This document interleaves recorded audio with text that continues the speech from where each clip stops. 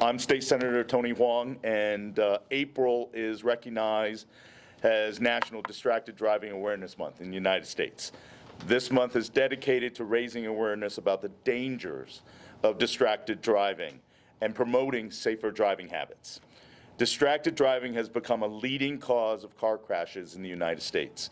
In 2023, 3,275 people were killed in motor vehicle crashes involving distracted drivers, and more than 700 injury crashes involving distracted driving occurs on a typical day in the United States. These are startling numbers, and distracted driving can be likened in some statistical and scientific studies to driving blindfolded. And an example that I can cite from research is that sending or reading a text and taking your eyes off the road for a mere 5 seconds.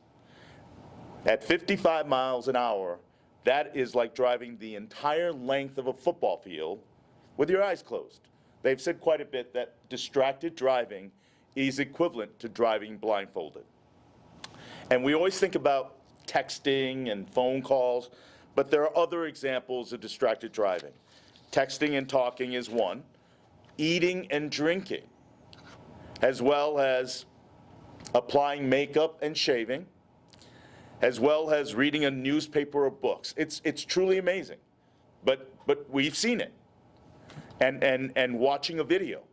One of the proponents I remember hearing was car manufacturers want to put a virtual TV screen on the front seat so people can watch their YouTubes and TV programs. And programming your GPS. These are things that we do all the time.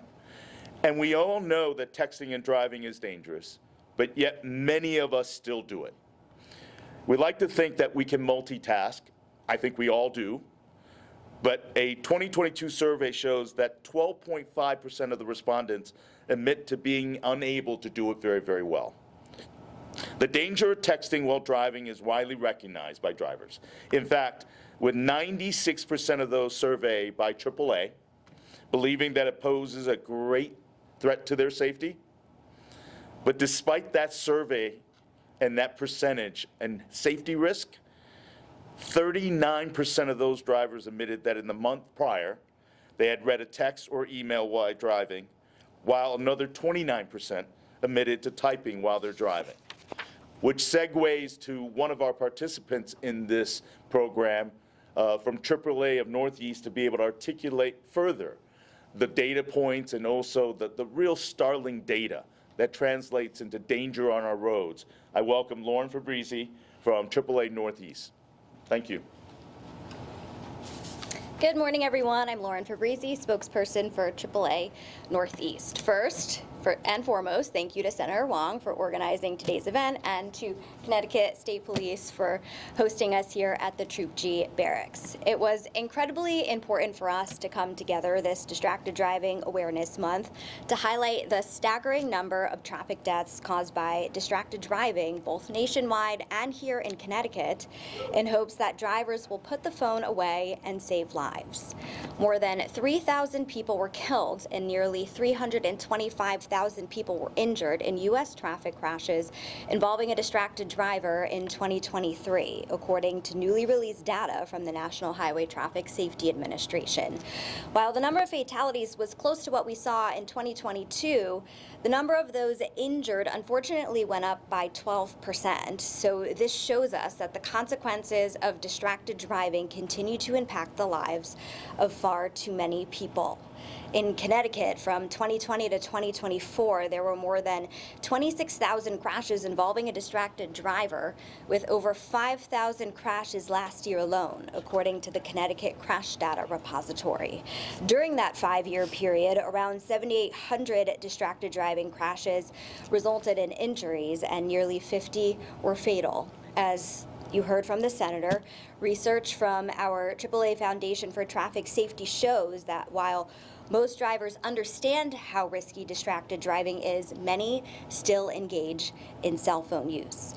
While talking, texting, and scrolling through social media are among the most common forms of distraction, we once again want to remind drivers that things like adjusting your GPS, eating, drinking, putting on makeup, and even attending to passengers can be dangerous too.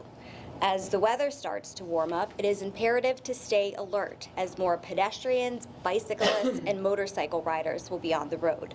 And with construction season ramping up soon, we urge drivers to be extra cautious in work zones. We also urge drivers to obey the state's move over law and slow down and move over for first responders, construction crews, roadside assistance providers, and disabled vehicles on the side of the road. Our message is simple: save a life, ditch the distractions. Distracted driving crashes are preventable. Any activity that takes your eyes off the road is a potential distraction and increases your risk of a crash. So please, give driving your full attention because it could save your life or someone else's. Thank you, Lauren. Thank you to AAA Northeast. Next, I want to be able to introduce from the Connecticut Department of Transportation for Highway Safety Office, Joe Cristalli, Jr.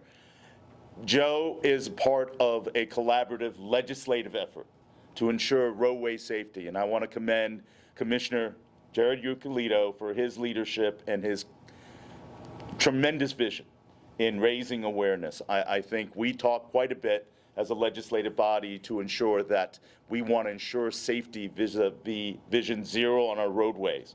And the three major components we looked at were distracted driving being first and foremost, but also impaired driving, as well as the recklessness that are on our roads and the anxiety, as well as the emotions that occur when we deal with the frustrations of delays and all that.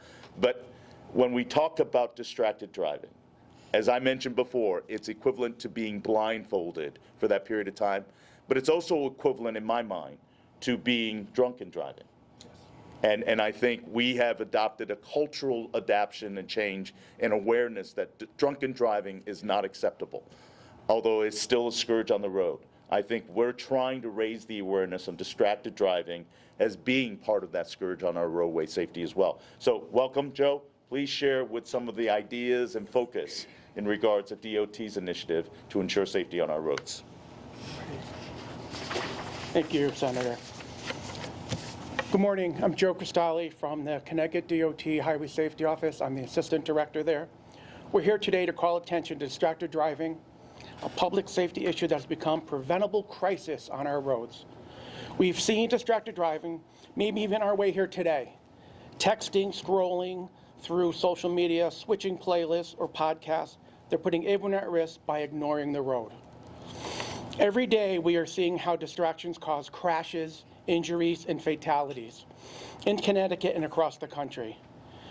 In Connecticut, we lost 8 lives to distracted driving crashes this past year.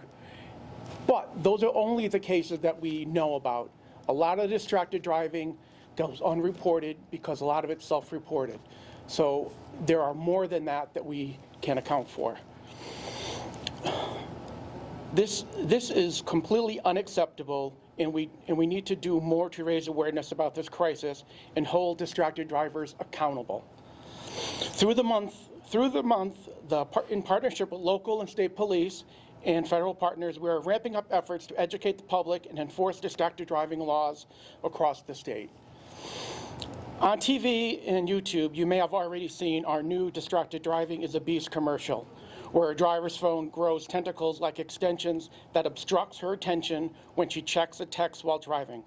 This commercial is a stark reminder of the dangers and legal consequences of distracted driving. The solution to distracted driving is simple: focus on the road. A single moment of distraction can change your life forever. And it's not just about your safety. Distracted driving also puts Connecticut DOT crews, contractors, tow truck drivers, first responders at risk. Virtually every day, we're seeing drivers crash into department trucks and equipment. The men and women of Connecticut Department of Transportation and our partners should not have to worry about getting struck by a distracted driver in a work zone. We urge drivers to commit to putting their phones down, not just for their safety, but for the safety of everyone else on the road. By making a conscious choice to focus on the road, we will save lives. Thank you again to our law enforcement officers who are on the front lines every day to ensure our roads are safe. And I'd also like to thank Senator Hwang and AAA for helping us continue to spread this critical message. I want to close by urging drivers to take a moment to reflect on your driving habits and make the decision today to stay focused. Thank you.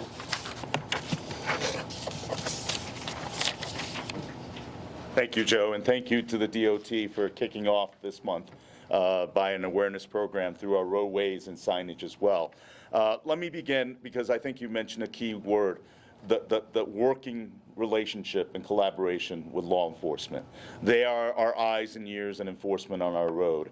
And I would like to now introduce the chief of the vice president of the Connecticut Police Chief Association to be able to talk about the role of local law enforcement and the challenge that you have and the collaboration between federal and state funding to help you build into your enforcement program. So please welcome Chief Verenager. Thank you, Senator Hwang, and good morning, everyone. The automobiles we drive today have come a long way from the era of crank windows and push-button locks, lap belt-only restraints, and simple AM/FM radios. Nowadays, our vehicles sport electronic windows and locks, sophisticated restraint systems coupled with airbags and entertainment systems that integrate with our cell phones, supporting advanced GPS and streaming audio. Our vehicles are made safer than ever before with features such as forward collision warning, lane assist, anti-lock brakes, blind spot detection, and adaptive cruise control. Today's automobiles are designed safer as well, with energy-absorbing crumple zones to lessen the severity of injuries. Even our roadways are engineered safer, with features and technology that minimize roadway departures and reduce points of conflict. Surely, the amount and severity of collisions on our roadways must be falling. So why aren't they? Despite all of these advancements, the fundamentals of vehicle operation have not changed. Our vehicles must still be driven. The steering wheel needs to be turned. The throttle and brakes need to be operated, all of which requires the driver to be paying attention to one simple thing: driving. To this extent, our advances in technology have worked against us. We now have handheld electronic devices with over 100,000 times the computing power of the equipment that guided the Apollo 11 moon landing. These devices connect to the World Wide Web, and they link us all together. And they demand our attention. Through these devices, we receive phone calls, text messages, emails, alerts, notifications, and alarms. These devices are constantly sending us information and seeking a response, even when we are driving an automobile. The simple truth is, if we are paying attention to our phones instead of the road in front of us, then all of those vehicle and roadway safety advancements won't save us from a collision. Please put the phone away when you are driving. Thank you, and stay safe. Senator. Thank you, Chief, and thank to all of your police chiefs and their leadership. I'm grateful to have the police chief of the Newtown Police Department to also offer his contacts in regards to local law enforcement of these safety rules. I think one of the most important things for me as a legislator is to reinforce to people that enforcement is for the greater public safety, and it is not an encroachment on people's privacy and rights on the roadway. You're sharing your roadways, and our law enforcement on a local basis are not only authorities that enforce safety on our roads to ensure everyone shares the road safely, but they're also educators and real examples in regards to how we can practice what we preach on our roadways. So, Chief Colgren, please welcome. Thank you. Thank you, Tony. Thank you all for being here. Good morning. Number one priority for law enforcement across the state and our colleagues standing with us today is to protect the public. One of the ways that we do that is through targeted enforcement. It's not to punish, it's to protect our residents, our citizens, our business owners. Distracted driving kills hundreds of people across our nation, causes hundreds of accidents in the state of Connecticut.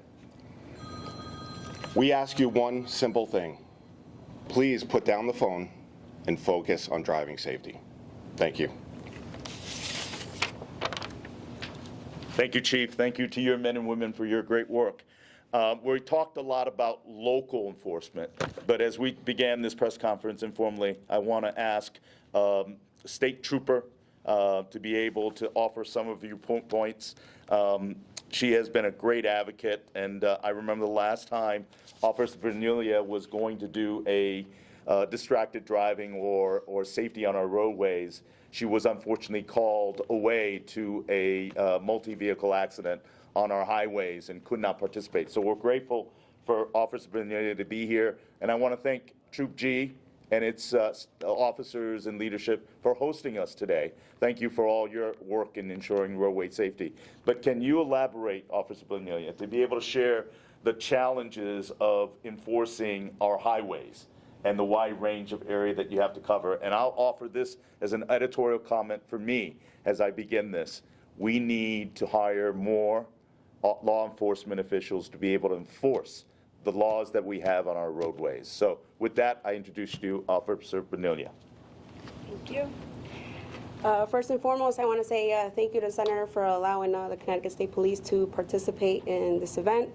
As we know, April is the month where we want to reiterate the awareness for distracted driving. I can speak for myself as a patrol trooper and my fellow colleagues at Troop G and the whole Connecticut State Police. We are actively enforcing motor vehicle violations as far as also distracted driving. With federal and state fundings, we do have the Traffic Services Unit that offer us ample amount of hours for our troopers to, aside from patrol, be on the roads enforcing distracted driving. And it's very true what you said. It takes a mere 5 seconds for anything life-changing to happen. So what I want to reiterate is if when you're on the roadway driving, just be mindful that the person to the left or the right of you, we all share the same mission. We all want to get to our destination safely. Avoid all distractions, and keep in mind also that not only myself, my colleagues, and then also DOT, we all have a family to get home to. So avoid all distractions, put the phone down, and keep your eyes on the road. Thank you. I'll close again by repeating those numbers that are quite startling. That in 2023, 3,275 people were killed in motor vehicle crashes involving distracted driving, and more than 700 injuries in crashes involving distracted driving occurs on a typical day in the United States. In fact, just as I woke this morning, we had heard in Norwalk that there was a pedestrian potentially fatally killed. And then there was another pedestrian incident in Hartford. So when we're talking about cars and roadways, highways, and our roadways, we don't always account for pedestrians and bikes that are sharing the road in the 5 seconds of distraction. But I also want to kind of reiterate that most of us do this because we think it won't be one of us. Let me repeat that. I think the AAA survey really hit me so poignantly that when we all know the risk and the danger of being distracted, blindfolded, or impaired on our roadways, but nearly 38%, 37% says we're still guilty of it. And takes 5 seconds for tragedies to occur that irrevocably changes people's lives.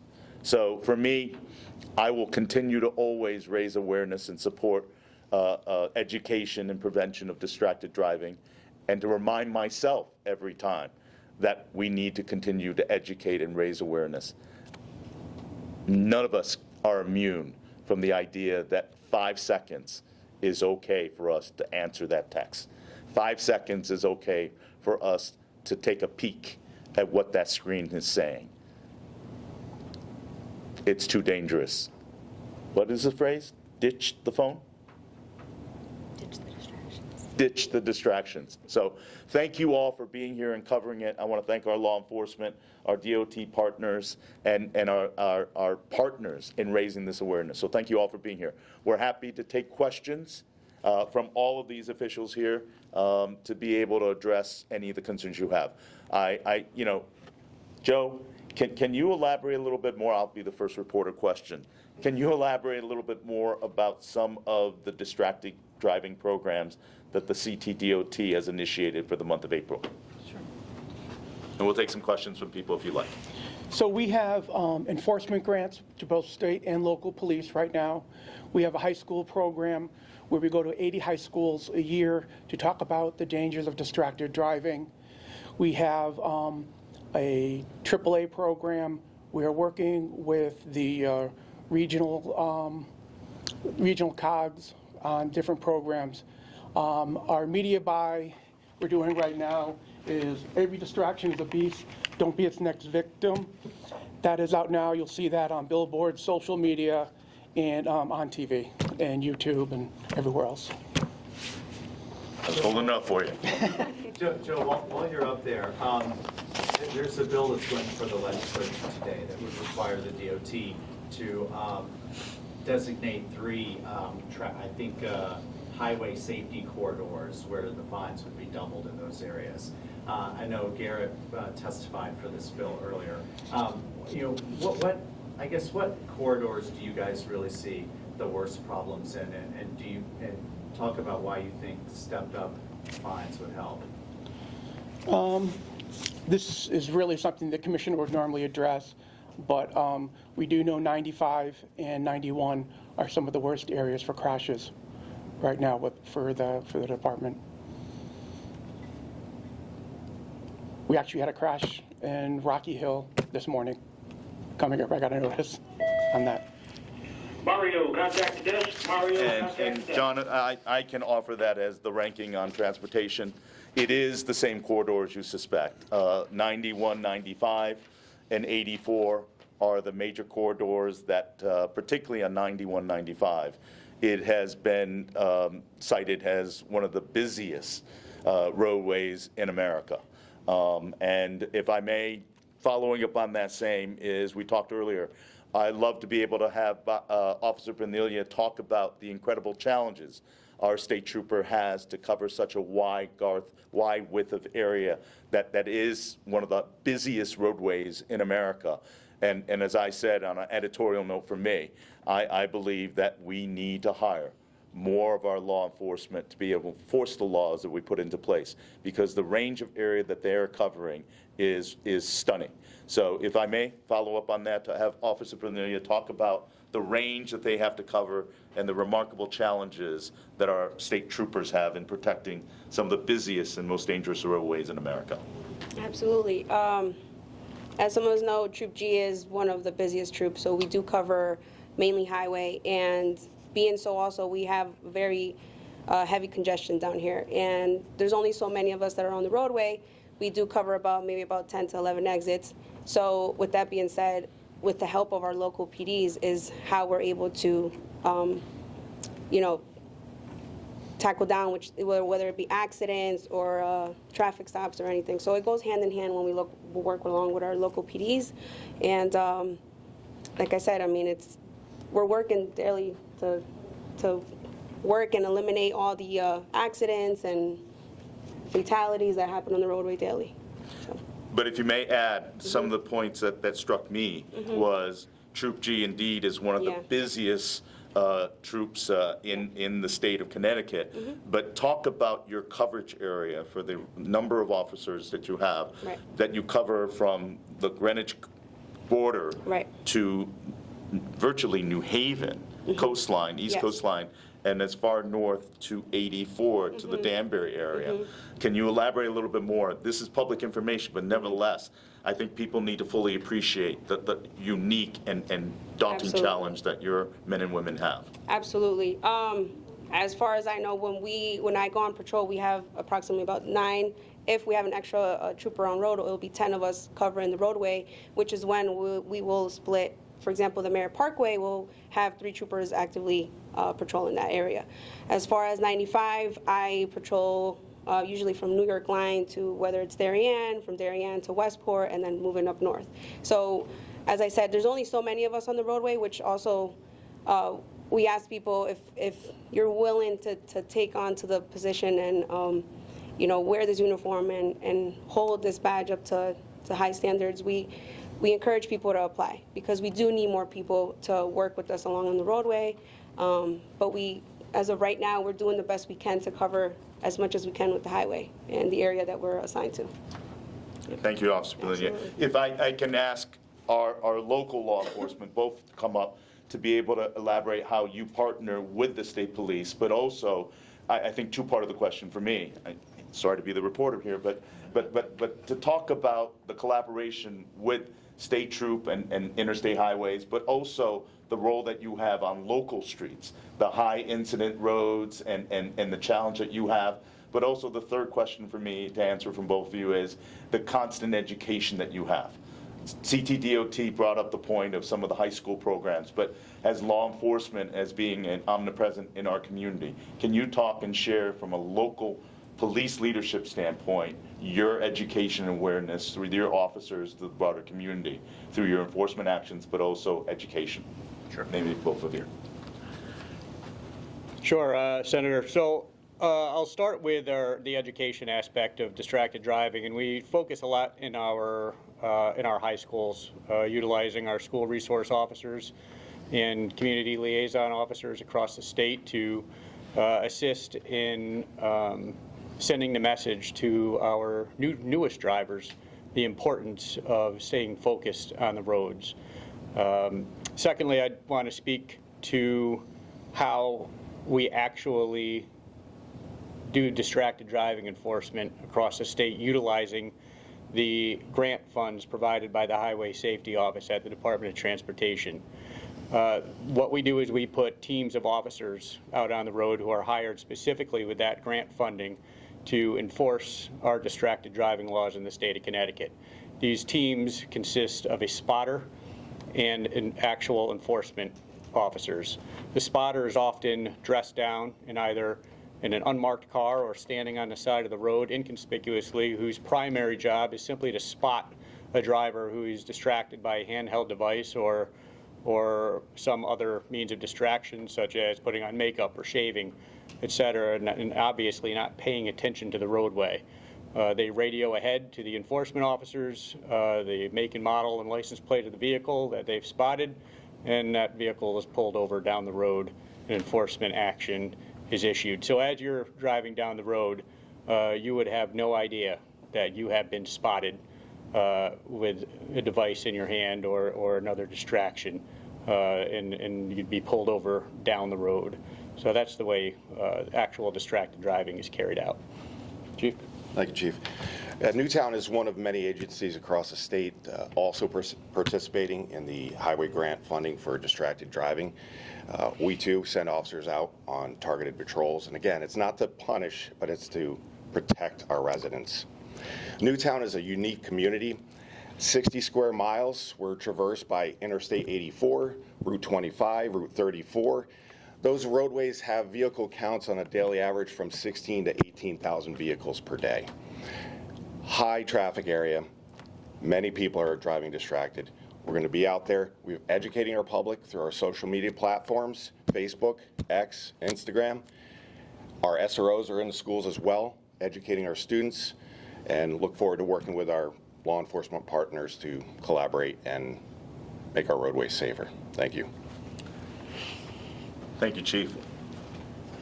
I think you raised a very effective presentation of the work that local law enforcement is doing. And even though, as you share the unmarked and the trail and the follow-up, I think it's important to note, law enforcement is not looking to punish people. They're not looking for ticketing people from a standpoint of, I've heard many times in the legislative debate process, a revenue source. this is a program that we're raising awareness to tell people that law enforcement is keen to preventing you from doing these things, that we want to encourage people to have a personal responsibility for the safety of themselves, their loved ones in the car, and others on the road. It is not meant to penalize people. It is to ensure that you respect the safety of yourself and others on the roadway. I think that is one of the most important things of this program today, is to raise awareness and make people understand the actions that we are undertaking to ensure safety, with the ultimate goal of protecting those on our roadways. So I want to thank law enforcement for explaining it, but also sends a powerful message for all of you that are covering here today to be able to share with people. Law enforcement is out there to make sure that our roadways are safety respectfully for everyone that is using and sharing the road. Any other questions? I'm sorry for all that. Tony, Reporter question. I have a quick story, if you don't Please, mind. please. This is a story. Sorry, that John. My law, yeah, I cut you off. My law enforcement partners, my law enforcement partners here probably can share this exact same story. But there's nothing more heart-wrenching when you go to an accident, a carver's tree. You have to send a young operator to the hospital for serious physical injuries. And while you're investigating the accident, you find their cell phone wedged into the dashboard in the middle of a social media post. That's what we're here to prevent, making our roadway safer. Thank you. Any other questions? Thank you all for being here today and allowing me to play reporter for a couple of questions. I'm sorry about that. Thank you very, very much. Thank you all for being here today.